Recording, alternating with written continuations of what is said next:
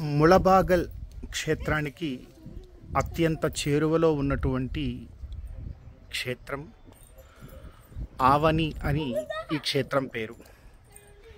ఈ క్షేత్రంలోనే రామాయణం చివరిలో సీతా అమ్మవారు తిరిగి భూగర్భంలోకి చేరుకున్నటువంటి స్థలంగా ఈ ఆలయ స్థలం ప్రతీతి చెందినది.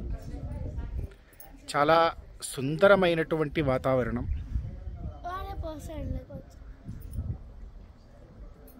సాక్షాత్తు రామచంద్రస్వామి వారు ఈ క్షేత్రం కింద మహాశివుణ్ణి ప్రతిష్ఠ చేశాడు గనక ఇక్కడ రామలింగ స్వామి వారి యొక్క ఆలయం. అదేవిధంగా సీతా అమ్మవారు సైతం పార్వతీదేవిని ప్రతిష్ఠించడం ద్వారా పార్వతీ అమ్మవారికి సీతాపార్వతి అని నామం.